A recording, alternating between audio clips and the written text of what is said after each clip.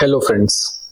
आज हम डिस्कस करेंगे कि शुगर की बीमारी में पर्दे में रेटिना में क्या क्या प्रॉब्लम आ सकते हैं और उसके लिए क्या क्या ट्रीटमेंट ऑप्शंस होते हैं। ठीक है। जैसा कि आपको पता है कि दुनिया में शुगर से ज्यादा बढ़ने वाली बीमारी और कोई नहीं है, और इंडिया में खास तौर से जो शुगर का प्रेवलेंस जिस स्पीड से बढ़ रहा है वो ग्लोबल लेवल से भी ज्यादा है ना।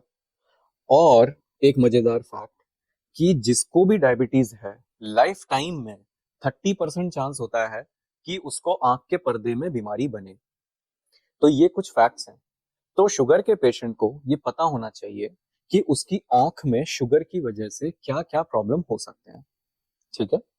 सबसे कॉमन प्रॉब्लम के बारे में डिस्कस करेंगे हम, जिसको कहते हैं डायबिटिक रेटिनोपैथी, मतलब शुगर की वजह से पर्दे में डैमेज हो जाना। ठीक है। अब शुगर की वजह से पर्दे में क्या क्या डैमेज हो सकते हैं। तीन डैमेजेस होते हैं बेसिकली। नंबर वन, पर्दे में सूजन आना, जिसको हम मैक्युलर इडिमा भी कहते हैं। मोस्ट कॉमन रीजन है विजन लॉस का डायबिटीज पेशेंट में। नंबर टू, ब्लीडिंग, जिसको हम हेमरेज भी कहते हैं, पर्दे में ब्लीडिंग हो जाना। ठीक है।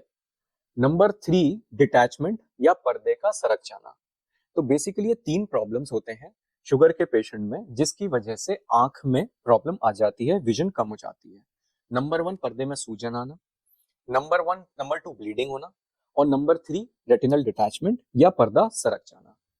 अब अगर ये तीन आपको हो गए तो आपको करना क्या है, आपके पास चॉइसेस क्या है ट्रीटमेंट ऑप्शंस के। नंबर वन के बारे में डिस्कस करते हैं, पर्दे में सूजन या मैकुलर इडिमा के बारे में। इसका जो ट्रीटमेंट ऑफ चॉइस है नंबर वन, वो है इंट्राविट्रियल इंजेक्शंस, मतलब आंखों में इंजेक्शन लगना। ये पेनलेस इंजेक्शंस होते हैं, क्वाइट सेफ, बहुत ही सेफ इंजेक्शंस होते हैं। ये वैसे इंजेक्शंस नहीं है जो हाथ पैर में लगते हैं। पेशेंट इंजेक्शन सुन के डर जाता है कि आंख में इंजेक्शन लगेगा। पेन नहीं करते हैं ये। ड्रॉप डाल के इंजेक्शन किया जाता है, तो पूरी आपकी आंख की जो सरफेस है सुन्न हो जाती है ड्रॉप डालने से ही। फिर इंजेक्शन किया जाता है तो पेशेंट कुछ भी फील नहीं होता है। बहुत सेफ होते हैं, मतलब हजारों लाखों में किसी एक में कॉम्प्लिकेशन आता है, अदरवाइज यूजुअली कॉम्प्लिकेशंस आते नहीं है। तो जो ट्रीटमेंट ऑफ चॉइस या गोल्ड स्टैंडर्ड ट्रीटमेंट है पर्दे की सूजन का, वो है इंजेक्शन।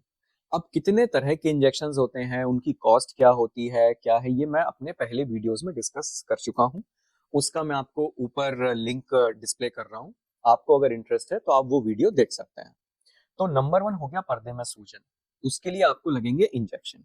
ठीक है। नंबर टू, पर्दे में ब्लीडिंग। अब ब्लीडिंग होने के दो ट्रीटमेंट चॉइसेस होते हैं। जब ब्लीडिंग रेटिना की सरफेस पर ही है, रेटिना से निकल के विट्रियस में नहीं आई है, मतलब आई की कैविटी जो है वहां नहीं आई है, आपका रेटिना जो है वो डॉक्टर को विजिबल है, मतलब डॉक्टर आपका रेटिना देख सकता है। अगर ब्लड निकला भी है तो उतना ज्यादा नहीं निकला कि रेटिना दिखना ही बंद हो जाए। इस स्टेज पर हम करते हैं लेजर या पर्दे की सिकाई। इसकी एक मशीन होती है, ठीक है, स्पेसिफिक पर्दे की सिकाई करने की। और ये 3 सेटिंग में यूजुअली पूरा किया जाता है।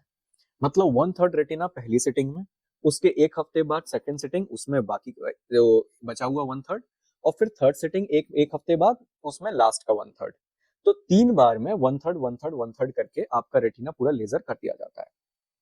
मान लीजिए आपकी ब्लीड, आप डॉक्टर के पास आए, जब तक आपकी ब्लीडिंग बढ़ चुकी थी, इतनी बढ़ चुकी थी कि रेटिना विजिबल ही नहीं था, डॉक्टर को रेटिना पर्दा दिख ही नहीं रहा था, पूरा पर्दा ब्लड से कवर हो गया, फिर लेजर पॉसिबल नहीं होता है।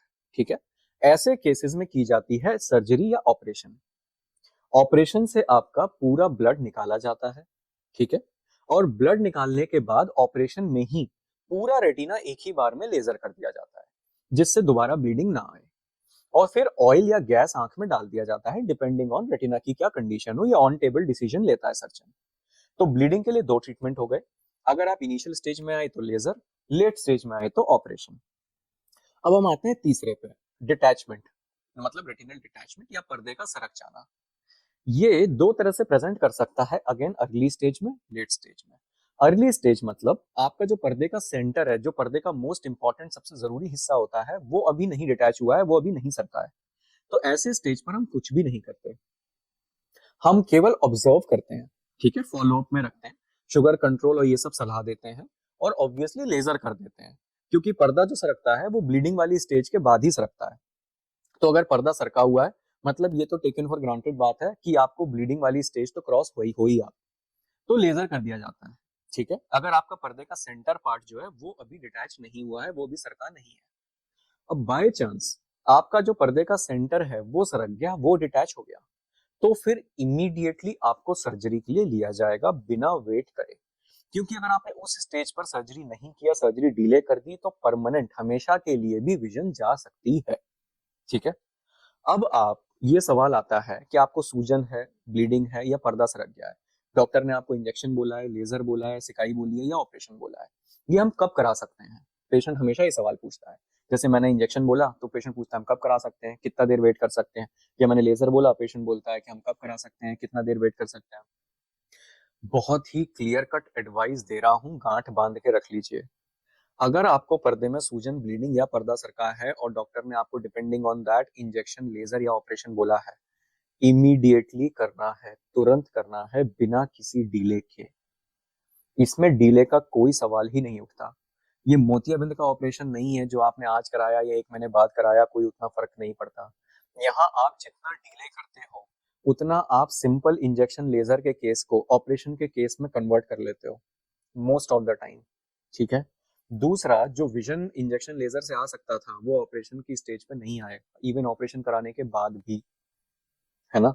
तो ये बात हमेशा क्लियर कट रखिए कि पर्दे के ट्रीटमेंट, रेटिना के ट्रीटमेंट डिले नहीं करना है।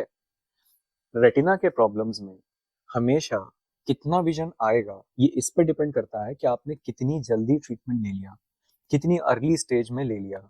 अगर आप अर्ली स्टेज में ले लेते हैं आपका कुछ नहीं बिगड़ना, मैं आपको 100 नहीं 200% अश्योर करता हूँ।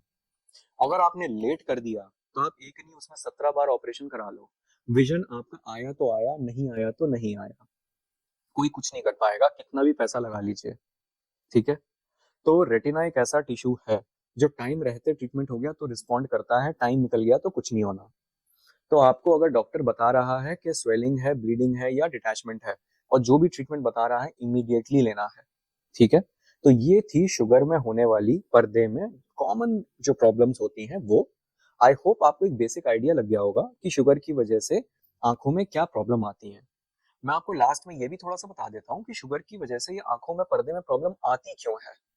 पर्दे में जो खून की नसें होती हैं वो बहुत ही नाजुक होती हैं, बहुत ज्यादा नाजुक। ठीक है, खून की नसें पूरी बॉडी में ही है, हाथ में, पैर में, सब जगह है, लेकिन पर्दे की जितनी नाजुक खून की नसें बॉडी में और कहीं नहीं है। बहुत ही छोटी, बहुत ही पतली होती हैं। और शुगर की वजह से होता क्या है, उनका जो प्रोटेक्टिव कवरिंग होता है, मतलब खून की नसों को के चारों तरफ ना एक प्रोटेक्टिव कवरिंग होती है, वो खराब हो जाती है। वो खराब होने से खून की नस आपकी कमजोर पड़ जाती है। कमजोर पड़ती है तो वो लीक करने लगती है, उसमें से पानी, ब्लड ब्लड बह रहा है उसके अंदर, ब्लड ही तो फ्लो कर रहा है, और ब्लड में 99% वाटर है, पानी है, वो बाहर निकलने लगता है खून की नसों के और पर्दे में जमने लगता है, उससे पर्दा सूज जाता है। अगर आपने उस स्टेज पे भी नहीं किया तो ब्लीडिंग होने लग जाती है, और ब्लड निकलेगा तो ब्लड जमेगा, बार बार जमता है तो मेम्ब्रेन बनाता है, परत परत की परत बनने लगती है पर्दे के ऊपर, और वो सिकुड़ते ही है मेम्ब्रेन्स, तो पर्दा सरक जाता है। तो वो तो एक से दूसरा, दूसरे से तीसरा कॉम्प्लिकेशन है। तो बेटर ये है कि अगर आपको शुगर है तो आपको विजन से कोई प्रॉब्लम हो या नहीं हो, 6 महीने में एक बार आंखों का चेकअप पर्दे के डॉक्टर से जरूर कराना चाहिए। ये मेरा स्टैंडर्ड एडवाइस रहता है किसी भी शुगर के पेशेंट को। इसका इंतजार नहीं करना कि जब आंख में विजन कम होगा, अभी तो मुझे दिख रहा है, आपको दिखना कम होगा जब तक बहुत लेट हो जाता है। ठीक है, तो ये रेगुलर चेकअप एवरी 6 मंथली हर शुगर के पेशेंट को कराना ही चाहिए। और अगर आप ऐसा करोगे तो निगाह कम होने की स्टेज से पहले ही डॉक्टर आपका पर्दा ठीक कर देगा और आपको परमानेंट विजन लॉस नहीं झेलना पड़ेगा। आई होप आपको एक अच्छा बेसिक ओवरव्यू आ गया होगा कि शुगर के पेशेंट में एक्चुअली कैसे पेशेंट को आगे बढ़ना चाहिए आंखों के नजरिए से। ठीक है, और किस तरह से उसमें प्रॉब्लम्स आते हैं और उसके क्या क्या ट्रीटमेंट ऑप्शंस होते हैं। अगर आपका कोई डाउट है तो कमेंट सेक्शन में जरूर कमेंट करिए, I will try to answer all of them, at least most of them. Don't forget to like and subscribe. Thank you.